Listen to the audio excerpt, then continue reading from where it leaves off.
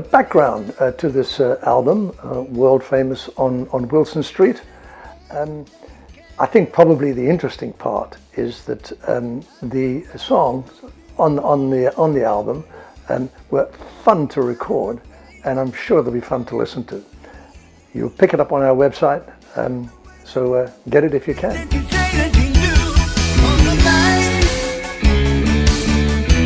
We were up in Bulawayo. We were celebrating Jock and Rudy's birthday. The band from the past were all getting together to celebrate with them. And we played with some really good guys up in Bulawayo. Frank Reynolds on drums, Tuki Androliakis on keys, Jimmy Brand on guitar. We just practiced for a week, then played on the night of the party. It was great fun.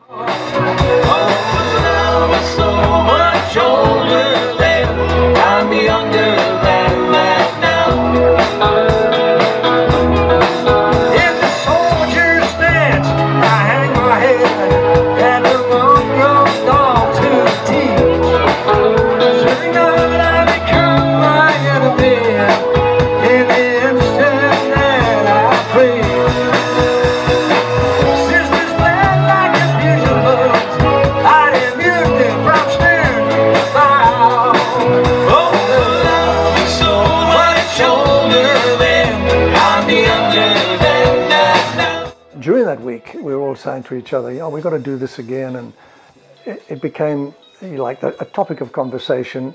But Jack Thane, was unable to come up and join us on that gig. And we got in touch after we'd had this fun and games up in the old country.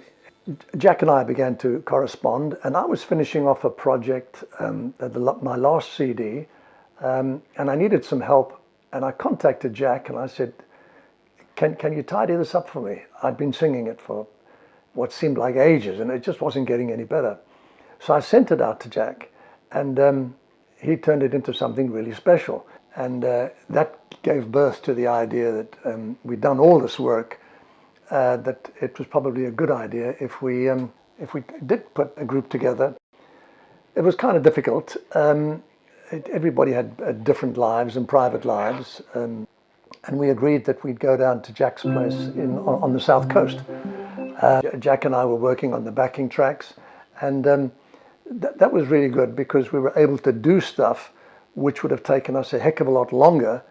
But thanks to modern technology, we were able to do a lot of it online. So we were in good order by the time the boys got down there on the Sunday, and we went straight in. So we did a week of production, and then Jack has done, like, I don't know, 3 or 4 months of post-production. We just had a great time, and it's only rock and roll, and we thoroughly enjoyed it, and I think it's going to come across in the album itself. Yeah, we were having breakfast one morning, and Rudy said, what are we going to call the band? So Jock said, well, we're not really a band, because we were doing it in layers. We'd all go in and do our piece. We were having our breakfast, and Rudy said, well, we'll call it Coastline, because we were down on the south coast of KwaZulu-Natal. And so we said, yeah, that's a great name. And then Jock said, but we're not really a band. So that took us down another avenue, and we decided that we were actually nothing. And so Jock said, well, go and find some nothing. And that turned out to be a heck of a lot easier than I thought. And I came up with a Nebraska Coastline. Nebraska doesn't have a coastline. And we weren't a band. We were just 4 musicians and singers putting this product together. I got a phone call from Mike Clements. His daughter, Kirsty, is a songwriter, a musician, and a music teacher. And she'd contacted her father, and she said, I'd really like to get some studio time going. So Mike got in touch with me, and I said, yeah, sure, I'll be happy to sort it. It'll be great fun.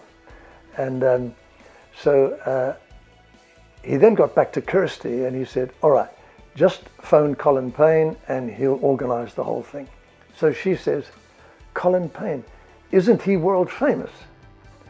And so Mike said, yes, he is. He's world famous in Bulawayo. And so that became the title of the album that we were working on.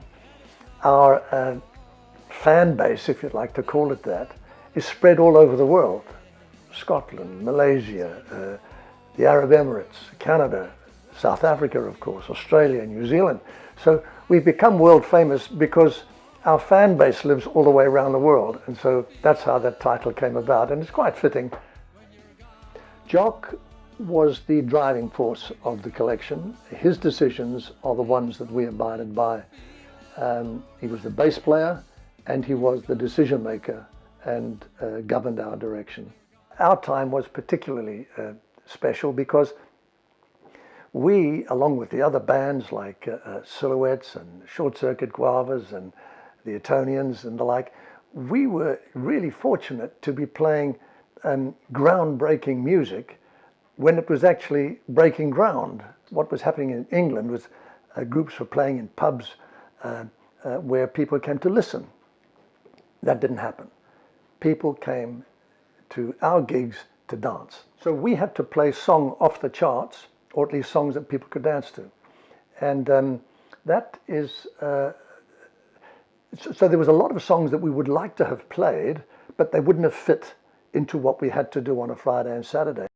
And on Monday, Adrian King, the band leader of the collection, or Butch Cook, the band leader of Lincoln or the Silhouettes, would have to go and pay Bothner's or Harry Gerber's or Radio Limited for the installment on our equipment.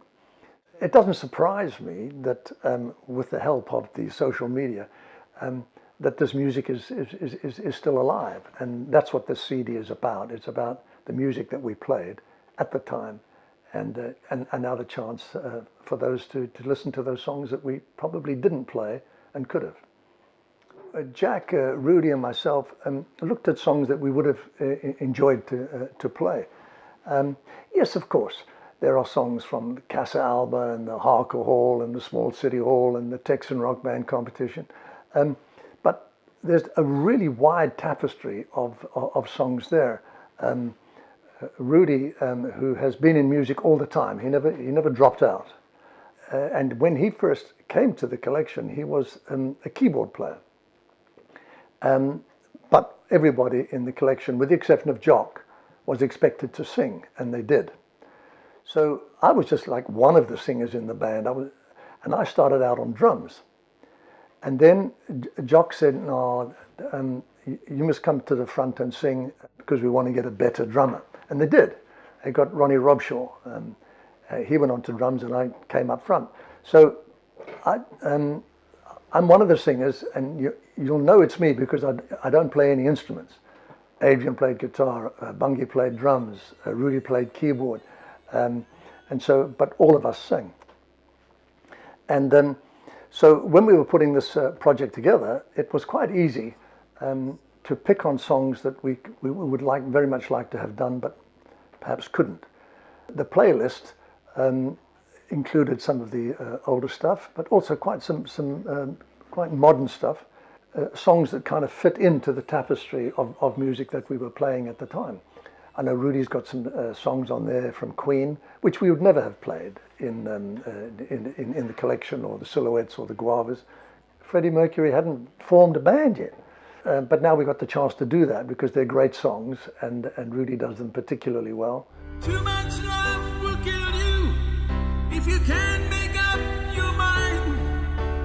Torn between the lover and the love you leave behind.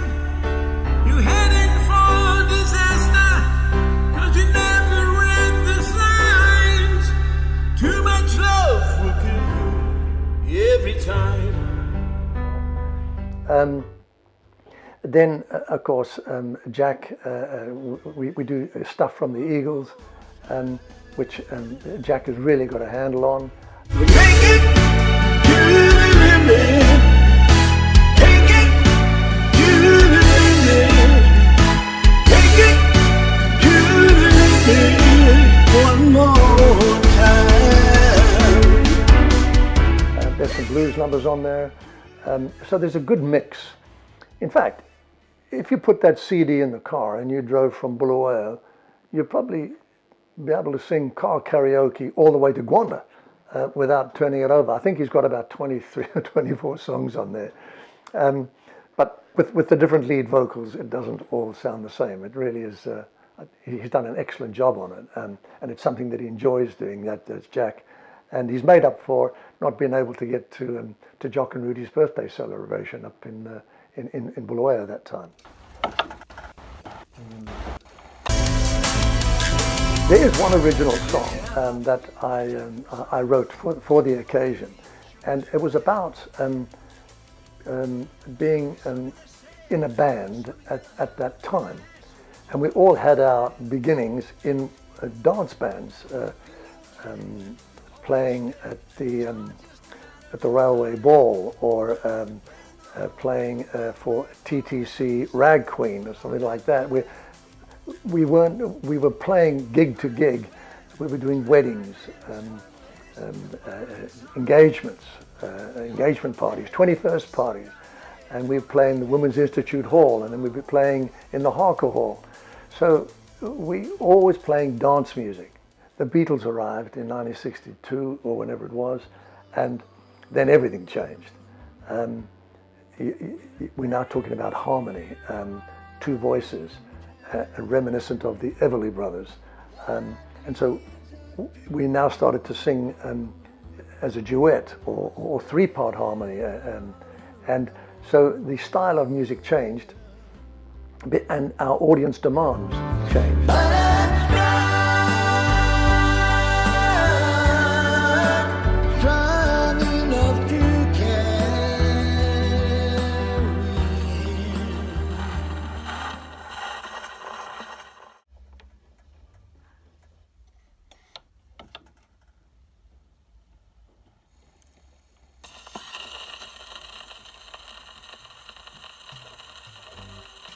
I remember getting booked for a wedding to play at the St. John's Hall on the Hillside Road opposite the trade fair. And when we were setting up the equipment, the lady who was paying for the wedding came to me and she said, "I don't want it loud and I don't want any rock and roll." I said, "Well, that's odd because you've hired a rock and roll band." "I won't pay you if you play loud and play rock and roll." So fortunately, Adrian, he knew all those strict tempo dance numbers which he'd learned at the Mike Barker studio. Jock had played in the Eldorados, which was a functions band, and I'd played drums for dance competitions. So it's something that we could still do and get paid. But after the speeches at that wedding, we did play rock and roll, and everybody had a good time at it. When the Etonians came to Bulawayo and played at the Southern Sun, which was then called the Hotel Victoria, they did 2 cocktail sets. They did a Saturday lunchtime and a Sunday evening set. And we sat around drinking beer and laughing, and they played to us. The bands in Bulawayo were all hard-working. The Ramblers, Lincoln, or Silhouettes as they were. We practiced three times a week, and we played 3 times a week. So we got one day off. The rest of the time we were practicing. Because the highest compliment that you could be paid back then was, they sound just like the record. That meant you got more work, which means when we put up the posters to say that the collection were playing over here, or Short Circuit Guavas or Silhouettes, people knew they were going to get a good band sound, and they were going to get the songs that they wanted to hear. So that was a part of our music apprenticeship. And as I mentioned, you had bands like the Merseys and the Ramblers, and they also worked as hard as the collection and the Short Circuit Guavas to get that good. And remember, when they held the Texan Rock Band competition, there were 4 nights of heats. It was Tuesday, Wednesday, Thursday, and Friday were the heats, and then you qualified to go into the final on the Saturday afternoon. And I think the final will probably have about 10 bands in it, but there would be 40 bands in the competition. That's all from our hometown. And then, of course, the bands broke up because somebody's girlfriend got pregnant, or somebody got called up to the army, or someone got transferred to Fort Vic. So the bands were always sort of like merging and breaking up for a whole host of social reasons over which they had very little control. Rudy and I were night shift workers. Rudy worked in the weaving mills, and I worked on a newspaper. So we still had to practice. And so hardworking is probably the best description you can have of the bands of that time in Bulawayo. So I'm proud to have been part of that. I was talking to someone the other day, and they saying, no, it was the happiest times of their lives. And as it was for us too, you know, it was just as much fun for us on stage as it was for you out there dancing or listening or arguing with your sweetheart or trying to get petrol coupons so that you can get the equipment back to where it had to be. But I guess we just got on with it and enjoyed it. Then Walk Away Renee. We did a Four Tops version of that. And we've got that going well, and Jack, Rudy and I have got a good handle on that. You'll walk away, Renee. You won't see me follow you back home. The empty sidewalks on my block are not the same. You're not to blame. Rudy has got some, as I say, he's got some stuff from Queen, which is particularly good. I really like the way he does a song called Too Much Love Will Kill You Every Time. When you get around to listening to that, that really turns out well. I got hoodwinked into singing a blues song from Gary Moore.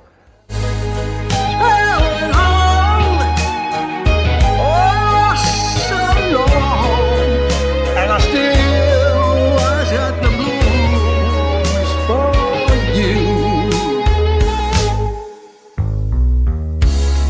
Used to be so easy. That's turned out okay. Then one of the other songs that I'm really pleased to see get in there is some Beach Boys stuff. And back in the day, we wouldn't have done too much of that. Wouldn't it be nice if we were older, then we wouldn't have to wait so long? And wouldn't it be nice to live together in the kind of world where we belong? You know it's gonna make it that much better when we can say goodnight and stay forever.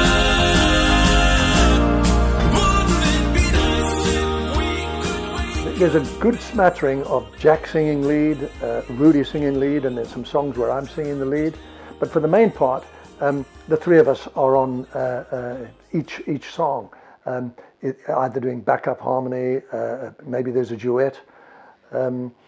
Rudy does a knockout version of a song by the Killers called Human, and he really got that down pat.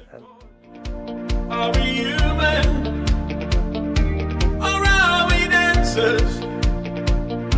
My sign is vital, my hands are cold, and I'm on my knees looking for the answer. Are we human, or are we dancers? You know, the thing with music that we particularly like when we hear it is it takes us right back at the speed of sound to that happy time. The reason why,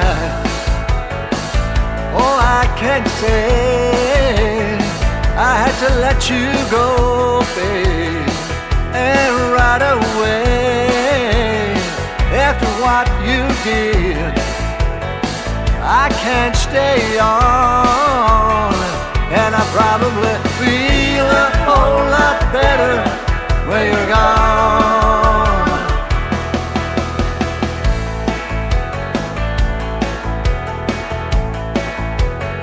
Been for a long time, you had me believe that your love was all mine, and that's the way it should be.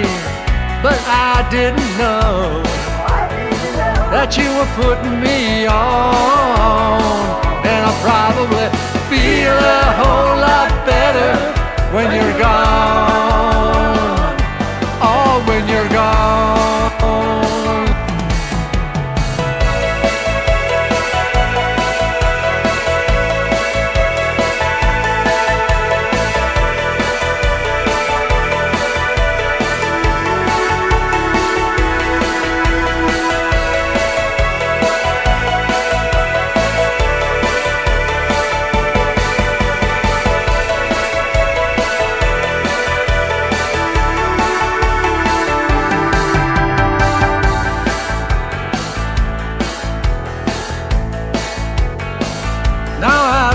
say that it's not like we thought, and I'm not gonna play your games anymore. After what you did, I can't say on, and I'll probably feel a whole lot better. Yeah, I know some music can be a little bit, take you to a sadder moment, but the stuff on this album immediately takes you to Harker Hall or the City Hall or Casa Alba or La Boheme or wherever you heard that song or who you were with. And before you know it, that memory now stands up. It has a soundtrack. And you say, yeah, I remember that. And then before you know it, you're saying, oh yeah, I was going out with what's her name, and her brother, he was the guy who had the Cortina, and he bought that from John, who actually sold the Anglia. And so you start off listening to a song, next one you're talking about cars or Fritz or the drive-in, or and that's the best part of the music that's on this album. So I'm sure when you're playing it, it's going to take you to all those places that you loved being at. One of the important parts of the recordings that I've been doing is to raise some money for some folk who are really having a difficult time, particularly some of the old age pensioners. Their pensions have evaporated. The old age homes, as we used to call them, still have to be staffed and equipment, and it's a difficult time there. Right now, it's the worst it's ever been since 1965. And so the idea of raising some money to be able to make sure that some of the older folks are getting the things that they need, and the staff that are looking after the older folks are getting what they need as well. It's called the Bulawayo Helpline. They will go out and buy Vaseline or napkins or washing powder or tissues, just to make the lives a little more easier under extraordinarily difficult circumstances for everybody. The motivation behind doing the album has been to help some of the folk that haven't been as fortunate as us. The album is going to be released on the 4th of April, and it can be bought online. There will be a website for it, which we will announce on social media, particularly Facebook and SoundCloud and Reverb Nation. The album is being actually manufactured in South Africa. We've got a lot of people to thank in that regard. There's a definite Bulawayo mix about everybody being involved. Okay, so there you have it. That's a little about the world famous on Wilson Street, the CD by Nebraska Coastline. And if you hit the subscribe button, you'll be able to, what will you be able to do? Okay, let's try. And so if you'd like to subscribe, just press that button, and also the little bell, and that'll give you updates as it goes along. Okay, let's try that again. And so, so hit the subscribe button and also the bell, and you'll be right up to date with what's going on that project. Thank you.